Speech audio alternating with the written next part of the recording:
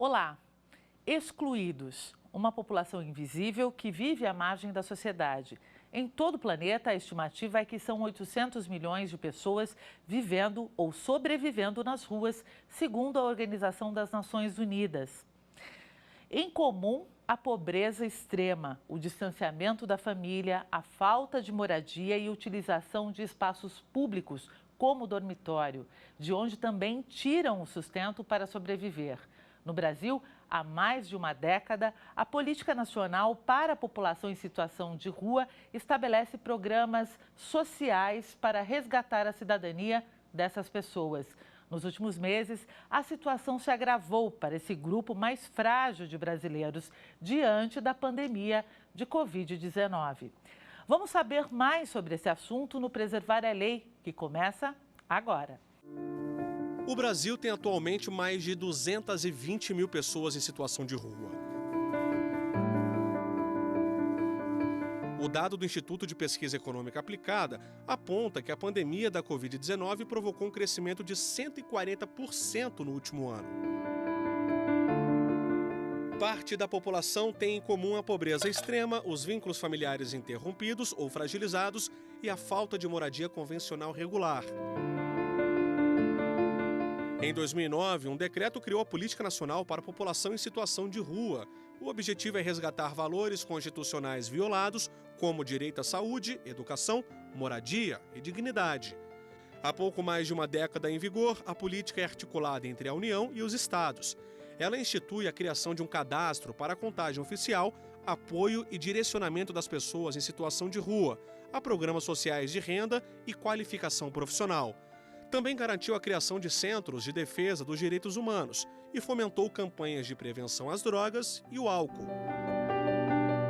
Diante da vulnerabilidade ao vírus, recentemente, as pessoas em situação de rua passaram a integrar o grupo prioritário para a imunização contra a Covid-19. Elas foram incluídas no Plano Nacional de Operacionalização da Vacinação do Ministério da Saúde.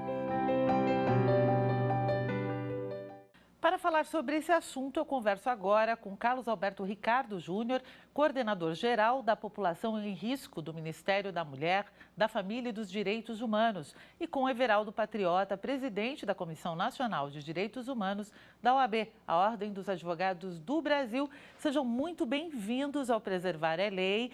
E eu começo conversando aqui com o doutor Everaldo. Eu queria saber primeiro sobre a importância da Política Nacional para a População em Situação de Rua. E tem aí uma década, doutor.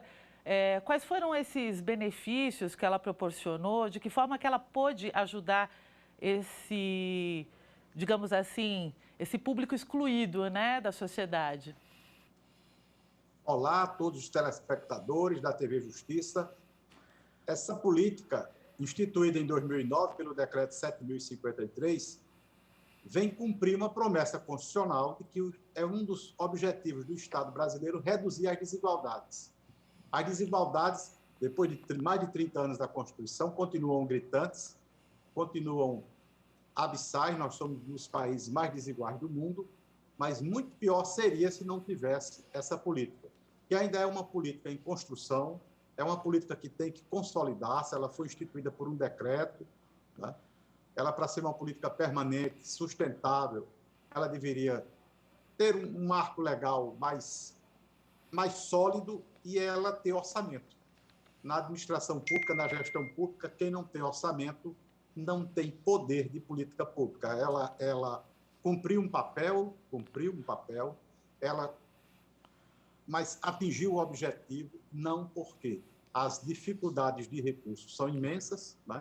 Se diz que o orçamento para a população de rua está transversalmente na habitação, no SUAS, etc., mas o importante é que essa política seja reconhecida como necessária para atingir esse objetivo de Estado e que ela venha a ter um marco legal permanente, por lei, e que ela tenha uma obrigatoriedade partindo de uma significação orçamentária. Ela tem uma rubrica própria para desenvolver, porque cada dia a população de rua aumenta, a pandemia mostrou isso, a situação macroeconômica mostrou isso, e a gente não conseguiu, nesses 11 anos, sequer fazer um recenseamento, né, da população de rua.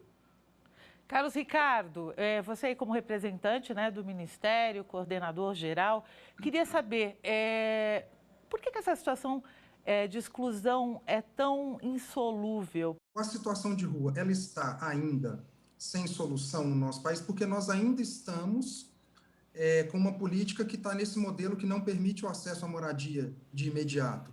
Ela estando no final de uma etapa, essas pessoas nunca chegam ao final dessa etapa porque as suas vulnerabilidades impedem dela chegar nesse formato gradativo, uma vez que se você oferta a moradia de imediato, ela dá suporte para você ter melhoria na condição de saúde, de ganho de autonomia e acessar todos os demais serviços que, de repente, a gente vai conversando um pouquinho mais ao longo do programa sobre isso, né? Mas esse seria aí o principal.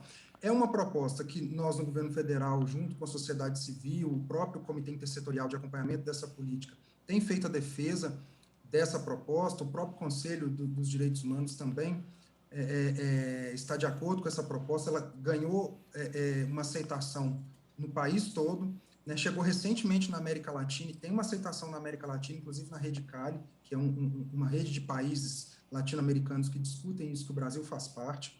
Então, nós estamos apresentando essa proposta, desenvolvendo modelos de projeto para iniciar a implantação disso aqui no Brasil, né? Então, essa é a proposta, assim, a novidade que nós estamos apresentando para, de fato, resolver o problema da situação de rua ao longo prazo, né? Também não dá para dizer que, de imediato, a gente vai conseguir ter um alcance tão grande de público, uma vez que a gente tem mais de 200 mil pessoas em situação de rua no Brasil, né? E, fora isso, assim, tem os outros serviços que permanecem, a gente não defende com isso a extinção dos outros serviços, porque eles são necessários, mas eles precisam estar ocupando o lugar que é adequado para eles, que é o lugar de serviços temporários, para que você tenha a passagem, né, por esses serviços que são temporários, para que ela, então, possa acessar de forma permanente a moradia. Aí sim, completando o ciclo de saída da situação de rua, né? De forma bem resumida, é isso.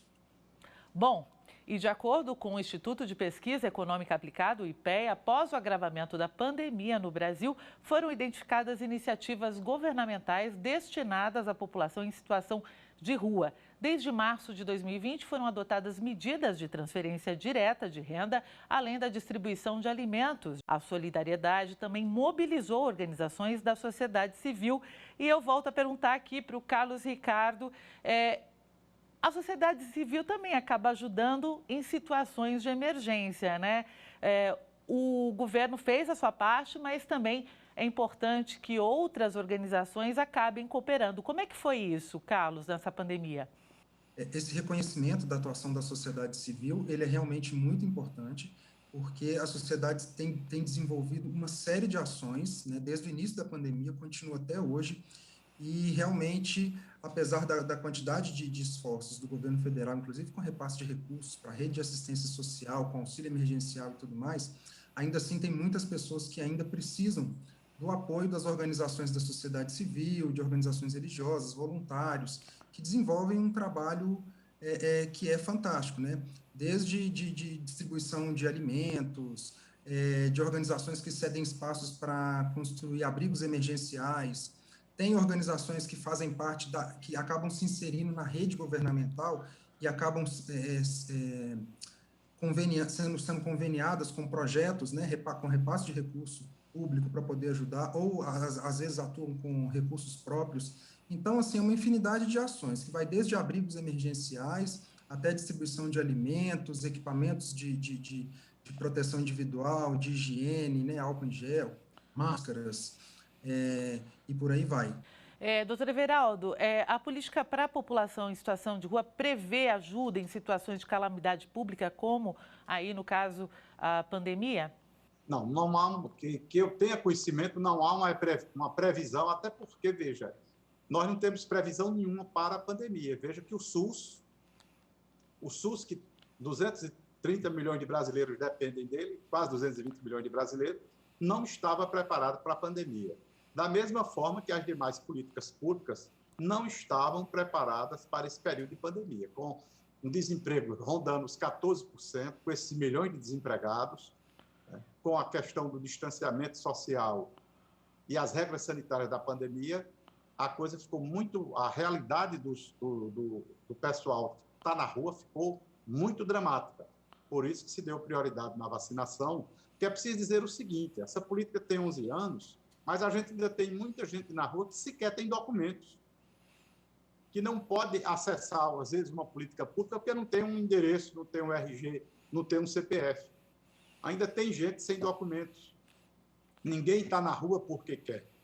Então, é preciso que essa política, ela seja, e o Carlos falou, a questão da habitação ela é um desafio, tanto que a gente fez uma emenda constitucional colocando a habitação como direito e garantia fundamental. Mas nós não temos ainda oferta de habitação de interesse social nem para quem está trabalhando, nem para quem tem renda. O déficit habitacional brasileiro, ele ainda é grande para os que estão incluídos no processo produtivo. Imagine para os sem rua, para os sem teto. Então, é preciso que haja mais distribuição de renda, é preciso que a renda no Brasil seja melhor distribuída para a gente atenuar essa desigualdade que, repito, ela é brutal. Então, nenhuma política pública estava preparada para a pandemia. Não é só a política de população de rua, não. Todos fomos tomados de surpresa com a pandemia. Então, a pandemia mostrou que o lado social ainda é muito pouco priorizado no orçamento público de um país como um todo. Lato sensu, os 3 entes da federação, município, estado e União. Então, essa pandemia vem mostrar que a gente precisa investir mais no social, olhar mais para o social e ter uma política de rua, para a população de rua, com começo, meio e fim. Que a pessoa seja incluída no momento de atendimento dramático num abrigo, que ela seja documentada, que ela tenha acesso à saúde, que ela tenha acesso à geração de renda, à capacitação e à moradia. Porque a única forma dela, em definitivo, deixar a rua é tendo um teto, onde ela vai morar. Agora, ela tem que ganhar esse teto e, ao mesmo tempo, ter acesso à renda para, com dignidade, manter esse teto e manter sua família com uma moradia digna. Bom, a gente vai falar mais sobre esse assunto, porque agora o Preservar é Lei faz uma pequena pausa. A gente volta já.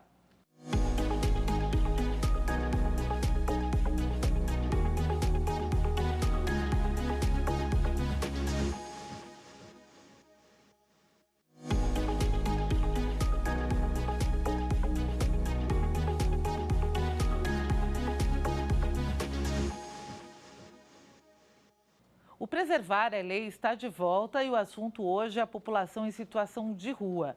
Um outro grande problema vivido pela população em situação de rua é a violência. Vamos ouvir o relato da representante do povo de rua, Cristina Bove, que relembra um envenenamento de moradores de rua em Belo Horizonte em 2011.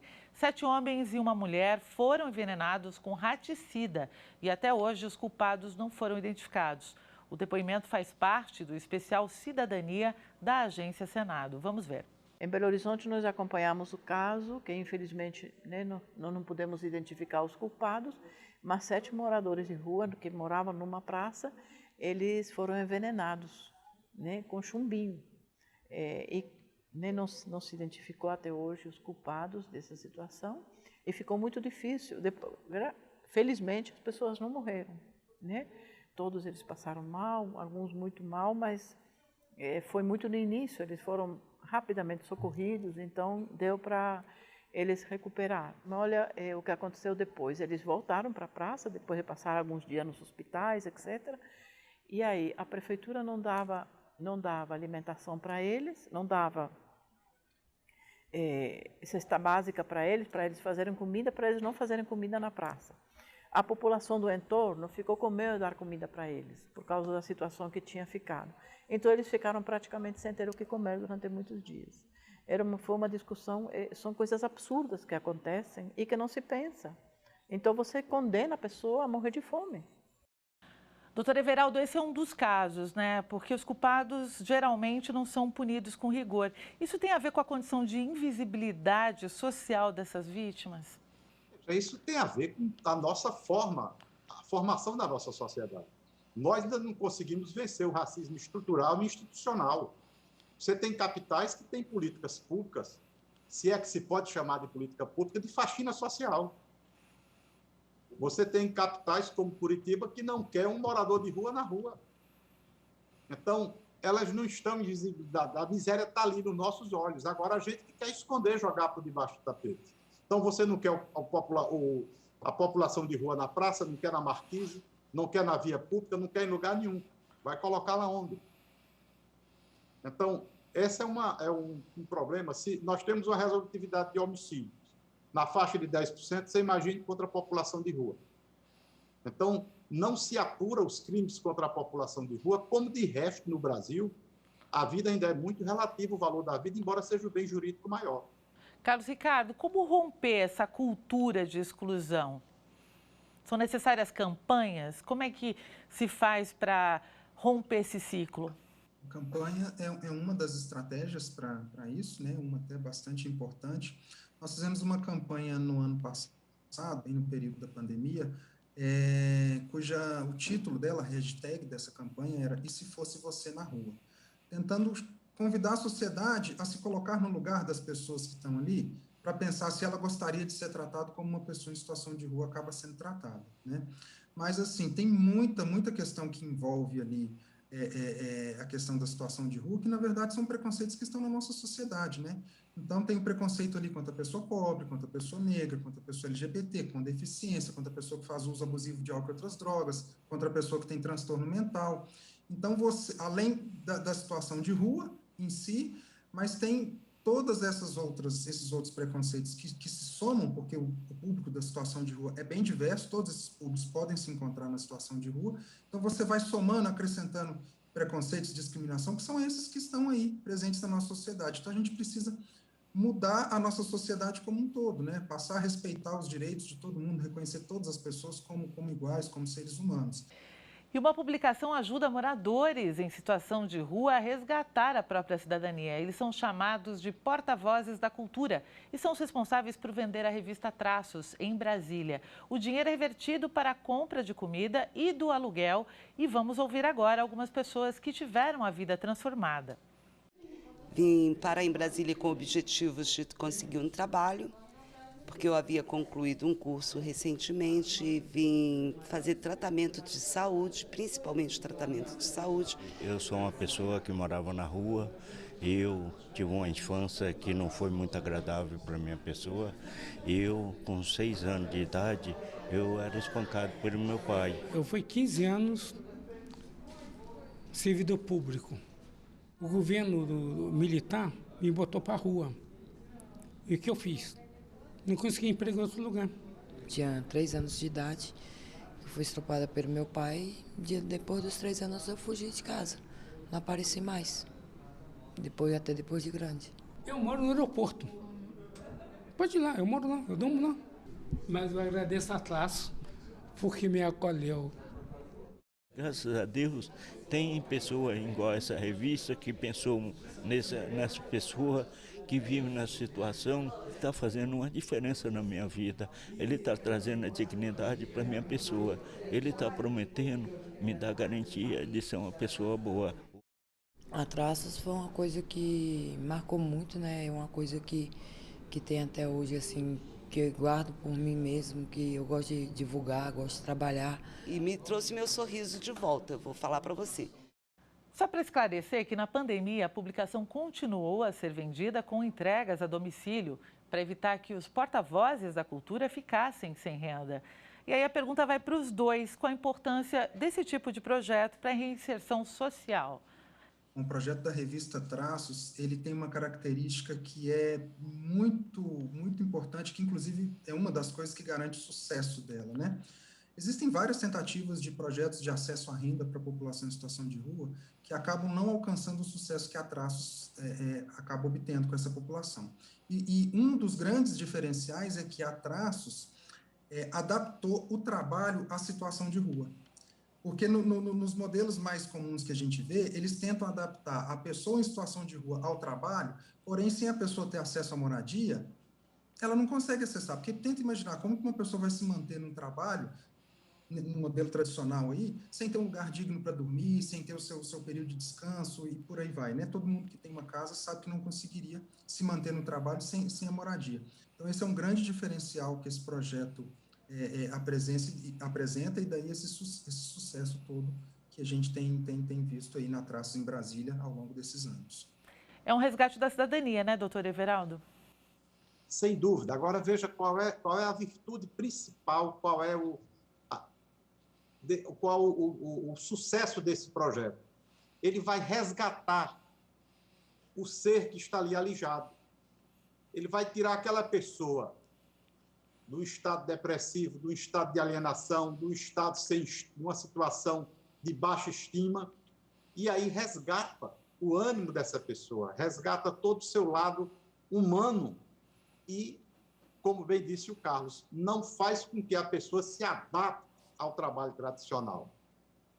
Vê a singularidade, a situação, o contexto em que aquela pessoa está inserida e lhe propõe, a partir daí, a partir do seu contexto, uma inserção que faz com que essas pessoas deem os depoimentos que deram. Então, a partir da premissa de que aquele outro tem o mesmo potencial que eu tenho e eu só preciso trazê-lo à situação de autoestima, você já ganhou 50%, você já superou a metade do caminho. Então, iniciativas como essa merecem todos os nossos elogios, todo o nosso apoio e servem de exemplo para que isso seja seguido em todo o Brasil. Porque, além do Estado ter um papel a cumprir, nós estamos num país cristão. A solidariedade, a partilha, a fraternidade está na nossa cultura. A gente deve também exercitar isso sem ser uma filantropia, como nos estados anglo-saxões. A gente deve fazer isso.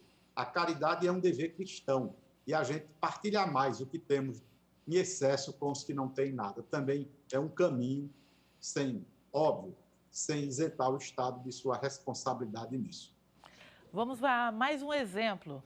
A Finlândia adotou uma política de habitação em primeiro lugar e agora é o único país da União Europeia onde o número de pessoas em situação de rua está diminuindo. Desde 2008, quando a política foi adotada, a falta de moradia de longo prazo diminuiu cerca de 40%, quando haviam 4.341 pessoas que foram relatadas como desabrigadas no final de 2020. A Finlândia tem 5,5 milhões de habitantes, o que representa aí 0,08% da população morando nas ruas atualmente. E aí a pergunta mais uma vez para os dois, e dessa vez peço para que sejam aí diretos na resposta. Existe alguma fórmula para conseguir extinguir de vez a exclusão social? Numa sociedade como a brasileira, a forma bem rápida está até prevista na Constituição. 32 anos depois, a gente não consegue tributar as grandes fortunas. O que é tributar a grande fortuna? Agora mesmo, nos Estados Unidos, os ricos estão se oferecendo a pagarem mais tributos para evitar que a fome e a vulnerabilidade social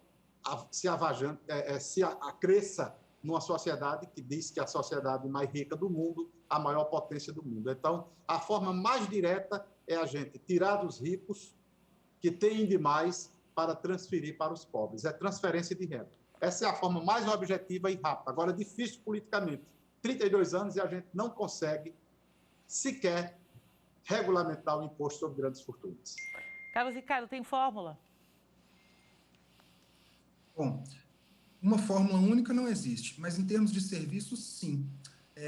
E, inclusive, é o próprio modelo citado por vocês, que é o moradia em primeiro lugar, né? O moradia primeiro. Esse modelo que a Finlândia utilizou aqui nos Estados Unidos há mais de 30 anos, que hoje já está no Canadá, em vários países da União Europeia, e já recentemente na América Latina, e o Brasil tem experiências piloto relacionadas a isso, é o moradia primeiro, em que se prevê o acesso à moradia a partir do pagamento do aluguel de uma casa ou a cessão de um imóvel público por essa pessoa e uma equipe técnica que vai acompanhar essa pessoa e ajudá-la a se inserir na comunidade. Isso serve tanto para as pessoas que têm uso abusivo de álcool e outras drogas, para as pessoas com transtorno mental, que estão há mais de 5 anos em situação de rua. Sabe, os casos mais crônicos e mais graves são possíveis de ter uma intervenção que promova a superação da situação de rua. De 80% a 95% das pessoas que entram nesse projeto conseguem sair da situação de rua. Esse dado, esse resultado é alcançado no mundo todo e também não é diferente aqui na América Latina e no Brasil, né? Aproveito para fazer aqui uma propaganda do nosso livro, É Possível Housing First no Brasil? Housing First é essa metodologia que aqui nós chamamos de moradia primeiro, né? E a pergunta já adianta a resposta que sim, é possível no Brasil, e essa é a solução que o mundo encontrou atualmente para resolver de vez a situação de rua. Mas aí, é claro, para que a gente consiga implantar isso em larga escala, a gente vai precisar de recurso público, a gente vai precisar transformar a política da população em situação de rua em lei.